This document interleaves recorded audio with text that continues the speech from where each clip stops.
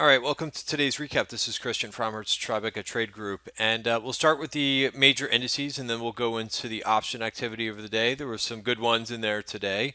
So, first thing to notice is kind of the same thing that we've been talking about for like the last like 7 or 8 days. We continue to march higher here, although seems to be kind of coming to a head here. You could see I did actually draw this morning on the 1 hour bar. You could see that we're kind of, since last week, was this last week? Yeah, basically, I guess not last week, but towards the end of the week before that, you could actually draw, I've got these lines drawn here, and you could kind of see that we're kind of coming to a point here with S&P futures.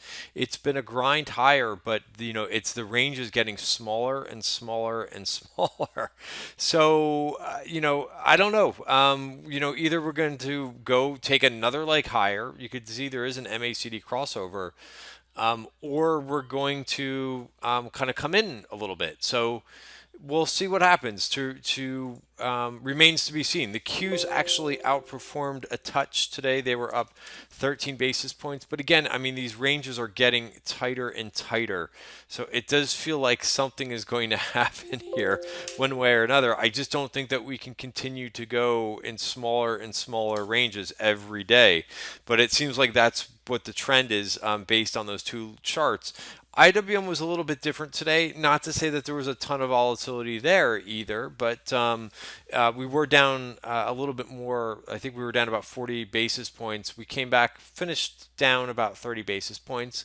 But again, this is also burning off some way overbought levels. If you remember just about 2 weeks ago, this was an 82 RSI, which again, the indices normally don't stay that overbought. So I put on a trade then, which I kind of viewed as a hedge, and I was actually able to take the majority of that off today. That was a Russell October 1505, 1510 call spread that I had sold. So a bear call spread, and I sold that for about 215, and I was taking that off today for around $1. I took some off, I think, for $1.50, and I took some off or bought some back for less than $1. So that's perfect. Mission accomplished. I've got a small piece of that left on for the remainder of this week, but I did put on a couple hedges, and glad to see this one work out. And I was getting a little bit worried because I was so close to the strike. But this move down just 30 basis points helped out that spread immensely. So nice hedge trade where I thought we were going to chop for a little while. Mission accomplished with making some money in a choppy market the last week with that particular trade. So very excited about that. Earnings trades I've also done really well, and unfortunately I had a stinker after the close. IBM is up. I did short IBM, but I went long yesterday. J&J, UNH, and Morgan Stanley. So some real nice winners out of J&J and UNH. Very pleased with how that worked. It doesn't look like IBM is going to work out. So it is what it is. You can't win every trade. Today's performance, really the healthcare. Let's see, do I want to go into that first? Let me go into a couple other things first, and then I'll talk about, before I jump to the option activity.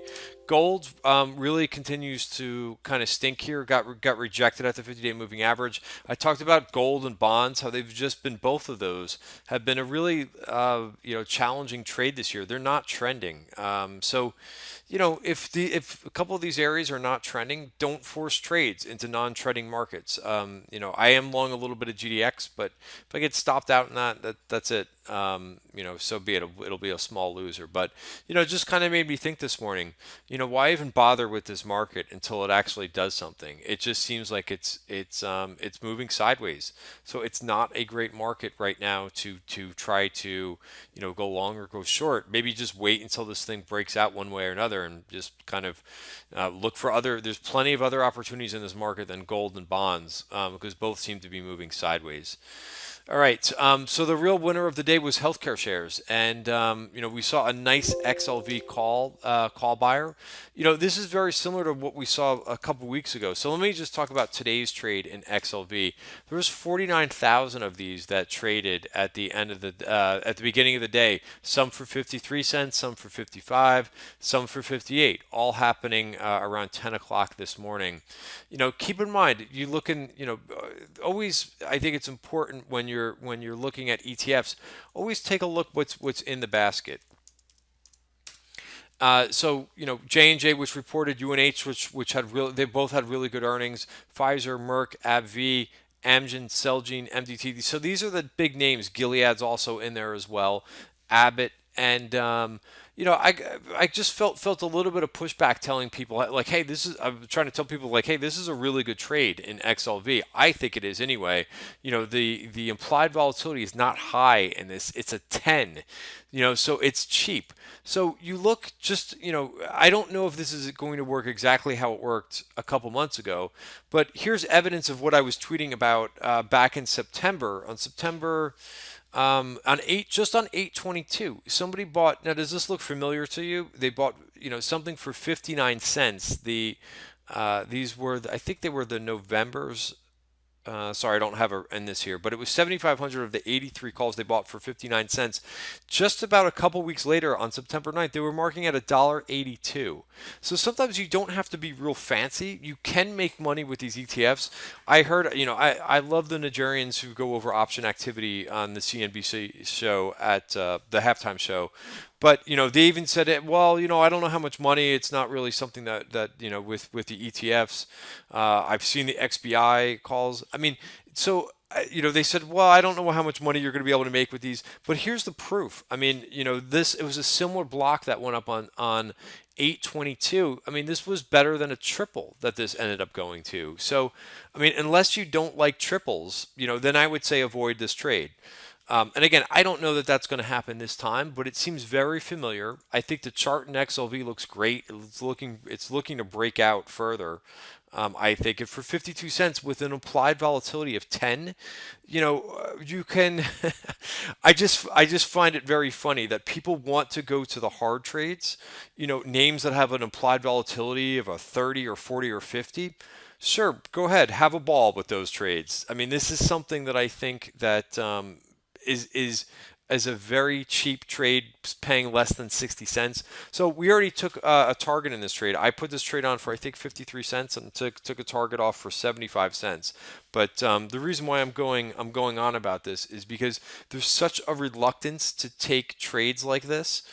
And I think they're really cheap. So why not take a cheap trade in something that worked very well a couple months ago? And a couple months ago, nobody was talking about this trade. You go back and you look at XLV. You could search on Twitter XLV. Nobody was talking about those calls that were swept and that were bought back on 822. But they worked out to be a huge trade for whoever bought those originally. So that's enough. But I wanted to talk about that because it just doesn't make a lot of sense to me while people like just shrug off something that is such a cheap option to play with. And that worked really well last month. Okay, so other areas that did well today, this PCG in the utilities did really well today. A couple of people made some money on this bounce. Notice this VPOC, that's as far as we went to the downside. The last one that was down here, so nice move up in that one. So utilities did do pretty well today. Again, what was interesting, just before I just leave this whole XLV thing, XLV was at 1.3%. What did the equally weighted biotech ETF do? Absolutely nothing today. It was actually down 20 basis points. So really interesting to see that that there was over about 1.5% difference between biotech and healthcare. It doesn't usually work that way. Usually they're somewhat in line together. A couple other areas that really sold off pretty hard were the Chinese internet names. They, I've mentioned this in the past and in past videos. If you've watched my videos before, the time to play Chinese internet names is when the Hang Seng is up overnight. It's a really easy signal to look at when you come into the morning and China's closed. You look at the Hang Seng. If the Hang Seng is up over 0.5%, it's basically risk on for the Chinese internet names. So, your WUBA, your WB, your YY, your JD.com.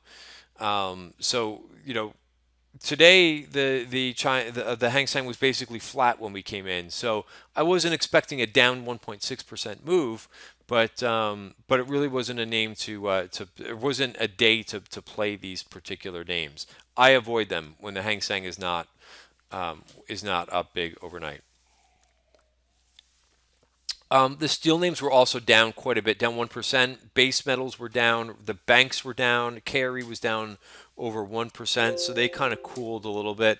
I think this group has been overbought a bit. So they did cool down a little bit. And then the other thing is, a lot of people had questions about why is Baba down so much. And you go back to that Chinese internet name, and it wasn't just Baba; it was the whole group. But listen, it looks like you might be getting a move into the 50-day moving average here. It broke into value. Watch for a bounce on the 50-day moving average. This might be setting up really nice for a move into singles day. But maybe give it one more day. Let's see what it does here. And see if it does go down a little bit further to the 50-day moving average, or if not, or if it bounces. If you notice, a lot of these rallies that we've seen in the last couple of months, we haven't even gotten down that far. So we'll see what we've got going on, but could set up really nicely for a long swing into singles day, which is on 11/11. All right, just to go over the option activity, I already talked plenty of time about the XLV trade. A couple other trades that caught my eye this morning. We've already got a position on for Amazon, but there was a next week's 10/20, 10/50 call spread that went up. Some Netflix did go up today as well. Maybe stretching out some profits into a call spread. D's 205, D's 220. LNG, a couple times now we've seen calls go up in this name. I did not take this trade. I had enough trades to deal with today, but LNG looks pretty good to me. It didn't close on the highs, but above the 200-day moving average, which I think is a positive. A couple other names that we saw a lot of tech.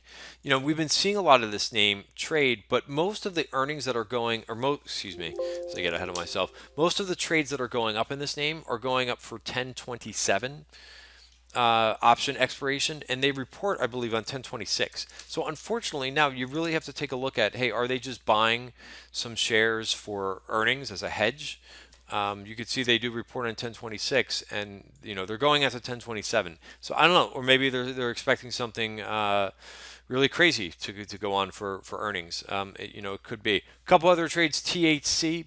There was an announcement on Obamacare today, so the hospital names rallied today. A couple of people caught this in the trading room today, as there was calls yesterday, and this name shot through, and they bought more. They bought more calls in this as it was moving up today. I did put out a trade idea video on MTN, so I'm not going to go over that right now. But I really like that trade that hit the tape today. So I've got a whole trade to outline that I like, kind of changing the strike around a little bit. ILG, this is another hotel name or lodging name that's been seeing some call activity. We saw a big block of calls like this last week. Notice that this name has been kind of chugging along here and hanging up here on the highs. So there's been some deal speculation about this name too, but you could see this was, I think, a $1.1 million trade in ILG, and going out to March too. So maybe something, it's an opening trade, 8,200, and again $1.1 million trade. So I really like this trade. Plenty of time on this one, and they're going 31 strikes, so not that far up. A couple other trades that hit. Corvo saw some calls, some Splunk saw some calls as well. Dunkin' Donuts, which we saw some repeat call buying in. There was a small BABA call buyer at the end of the day, Nove 175s. And then on the put side, there was also some decent trades in here as well. A lot of GoPro. They've been buying GoPro the last couple days. GoPro puts. Some Texas Instrument puts also went up. Some EWI weeklies went up. South Korea. Keep in mind, Samsung is 25% of that Samsung ETF. So I'll leave it there for today. That's the video is 14 minutes long, so that's good enough. And I'll see you guys back in the trading room bright and early Wednesday morning. Have a great night, everybody. Go Yankees.